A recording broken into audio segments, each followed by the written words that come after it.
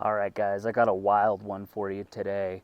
What if I were to tell you that the next generation of crypto hardware wallets are going to be inside of you?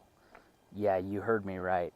There are wallets that are cryptocurrency and NFC and RFID based that are already developed and on the market that can be injected and implanted into your body, which is completely wild. Quick little article I want to cover with you today to kind of explore this, and I'll kind of give you my thoughts here on if I would ever do it and what the implications are, and maybe potentially what the upsides and or the downsides are. So let's get into it. So there's a Seattle-based company called Vivo Key Technologies, and they are releasing multiple products, but one specific product is called the Apex.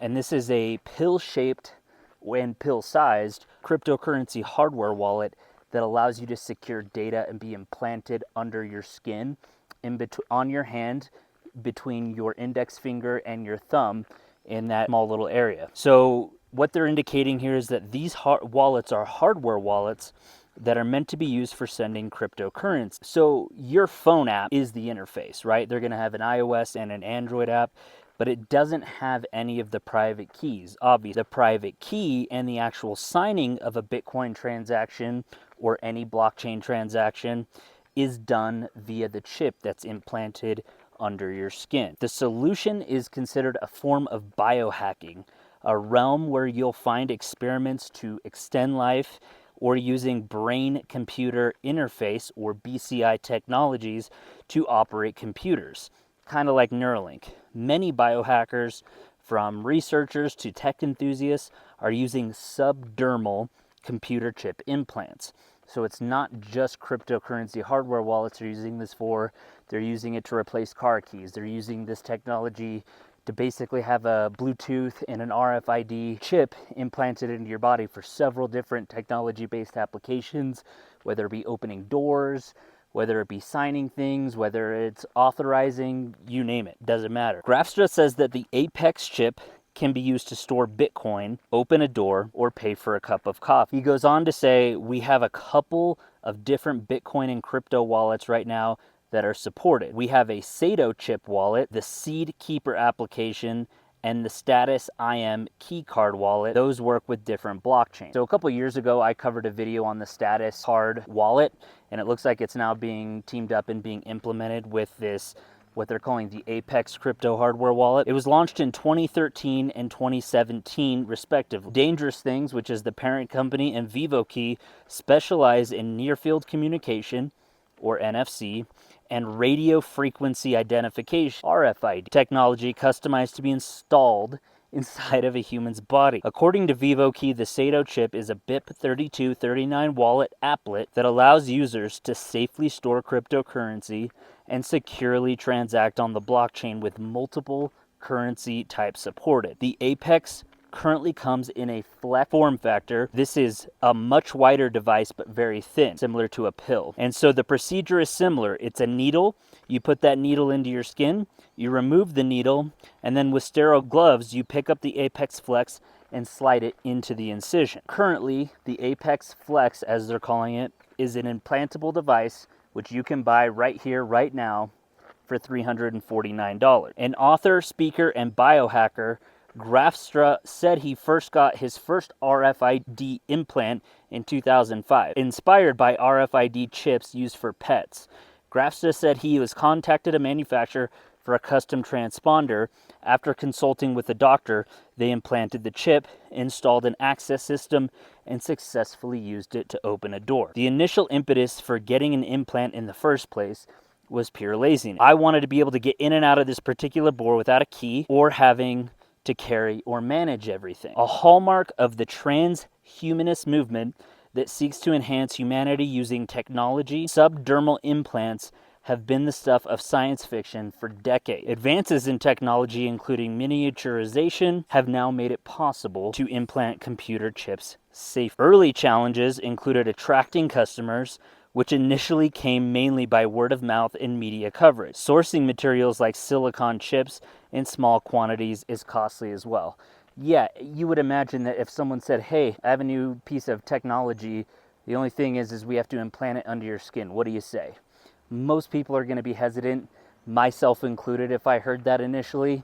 There would have to be some really compelling reason why I would want to put some sort of technology device inside of my body, which has no data or it has no research to show if there's any side effects, if there's anything that can go wrong, how it interacts with your bloodstream, your organs, all of that kind of stuff. It just initially sounds very risky, as it probably should. Probably the biggest challenge is low volume manufacturing in a very high volume industry. We do batches of 2,000 to 5,000 transponders in one run, whereas if you're making cards, you're doing 1 million at least. And if you're making animal transponders for industry, you're doing at least 10,000 in a small batch run.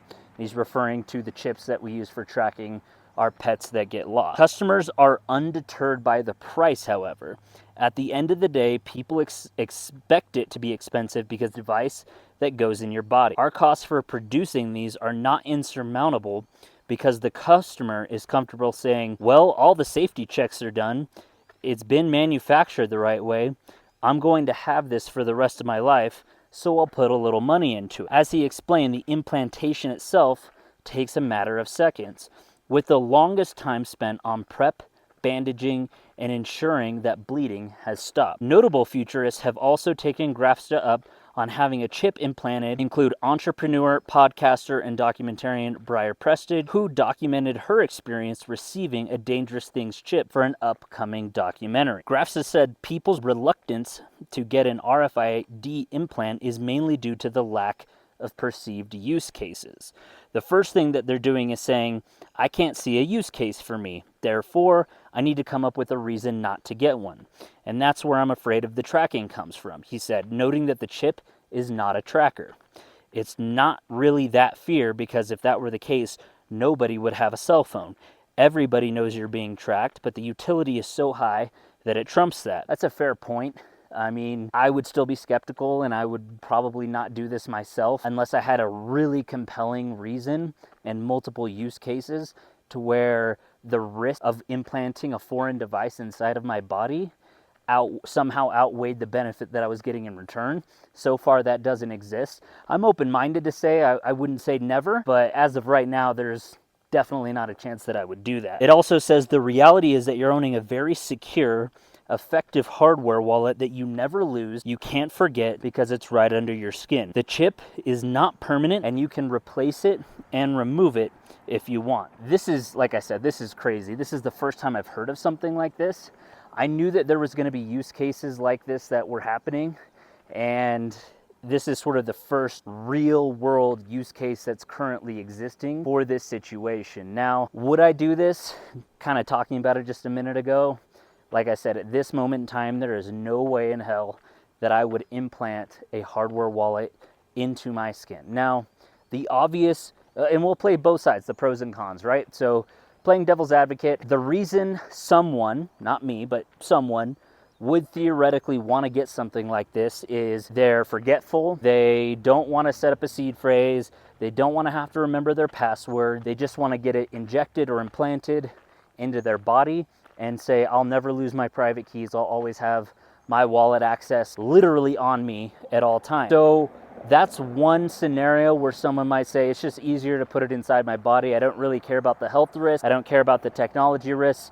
I just want it to be in a place where I can never lose it or forget it, or so on or so forth. The counter argument to that is, of course, someone knows that you have it. They could either cut off your hand, they could abduct you, you could become a target if it's somehow made known to certain people that you have a device like this implanted into your body. I mean, think about the $5 wrench attack we talked about a few videos ago on steroids, because in this case, it would be literally that, except if you don't want to give them your private keys, or if you don't want to give them access, they'll literally chop off your hand, in this case, and go take it for themselves, which presents a physical security risk, in my opinion. So unless you somehow were able to implant it, not have a visible scar, no one knows that you have it, and it wasn't being picked up by any telemetrics, so anything that could detect Bluetooth, RFID, NFC technologies, and I'm sure there's devices that are already doing that. In fact, I know there are.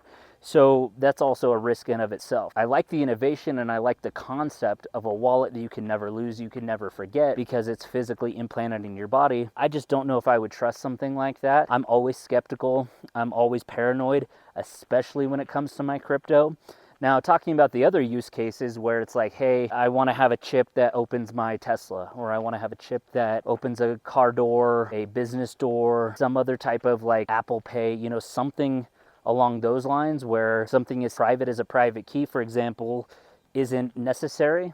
I could see that theoretically going mainstream if it was proven and there was data and research and other things showing that it's safe, there's no side effects, it doesn't affect your physical health, things like that. But a crypto hardware wallet as of today, under your skin, it would have to be something insane, something so revolutionary where you'd want to be a guinea pig and determine, hey, you know, we don't know yet what the long-term effects of this are going to be against your health, against your physical security, and all of those things. And also, you know, if it has this technology, who, you know, and it's in there for the rest of your life, how do you know it's not going to be outdated in a few years? It mentioned in the article that you would have to, or that you can remove it, replace it, things like that. But why would you want to have some sort of surgery or self-imposed surgery rather to add or remove these things under your skin, which is cumbersome to say the least. It's very invasive, and it also presents that huge security risk, in my opinion. So for those reasons, and those are very basic, those aren't even very detailed reasons of why I wouldn't do this right now. So I want to know what you guys think. Is this, if you found a compelling use case to have a hardware wallet chip implanted inside of your body that interacted with an iPhone app or a computer app, and you would never lose your private keys or lose your seed phrase or lose your password ever again? Is this something that you would theoretically consider either now or in the future? I'm genuinely interested if I'm the only one skeptical and paranoid about this. So let me know in your comments down below, and go ahead and like and subscribe if you like this kind of content, going over the latest security trends, especially when it comes to your crypto. And if you don't want to wait for my next video, go ahead and click on this one on the screen right here. And until next time, I will see you guys in the next video. Crypto Renegade out.